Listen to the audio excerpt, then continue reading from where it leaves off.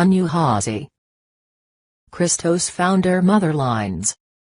Predecessors to our human angelic race line, the Lyran-Syrian whites are also called AnuHazi, a feline hominid seeded by the 12D Elohai, one of the three Christos founder races that created the Oraphim.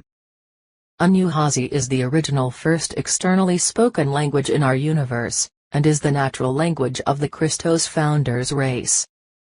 It is the original light language of our ancient ancestors.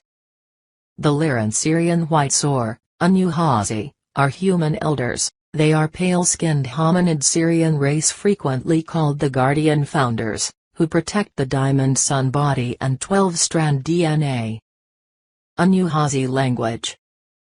The first externally spoken dialect of the Elohais, AnuHazi Christos lineage from the solar Rishi dimensions is also called the Mu'er or AnuHazi language.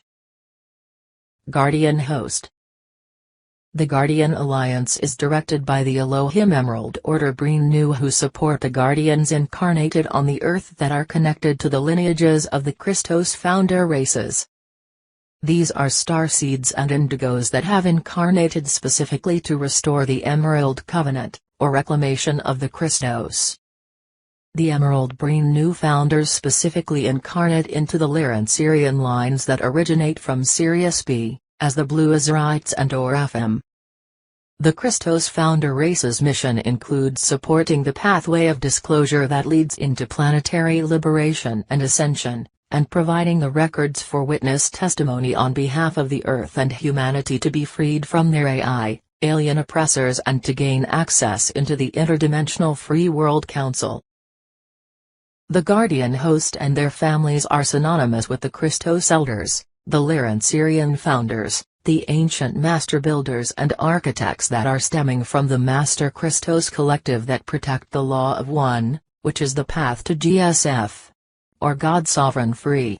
For any being to be able to ascend, evolve their consciousness and exist as God, sovereign and free. The Lyran founders are non-physical light beings from Lyra.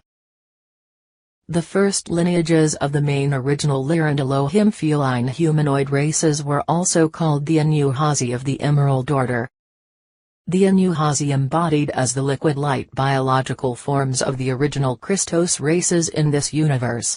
Existing in the solar logos fields of Lyra Aramatena. And are the founder emanations that embodied the architecture of the cosmic sovereign law of one, which includes the ancient builder templates of God Creator Code. The Lyran Elohim felines were supervising the Syrians to host the seeding of 12-strand DNA genetics on the 5D planet Tara. For Christos race embodiment. After the fall of Tara, the AnuHazi downstepped themselves into the lower dimensions through the Azarites and Oraphim 24 to 48 DNA strand template to create the interdimensional Free World Councils. This was to protect and embody in the universal Stargate locations to repair AI damage, and to reassemble and protect the Royal House of Lyra's original genetic library, which was the source code design for Christos forms. Lyran-Syrian elders and human prototype. Session excerpt. This is so ancient. This is so old that much of the creation that has gone off in these spaces has forgotten what it is and what it's doing.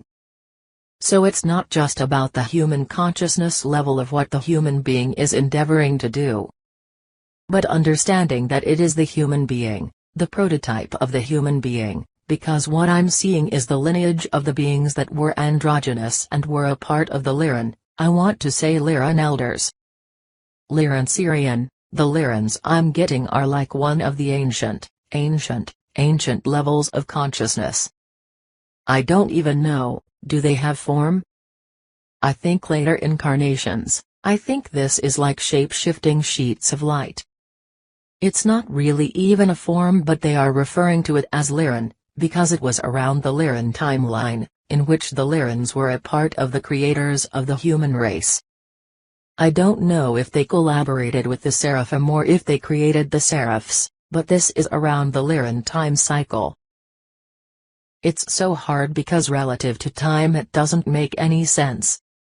It's old, and the issue that they are trying to impress upon us now is that hole, that rip, is a ring of fire.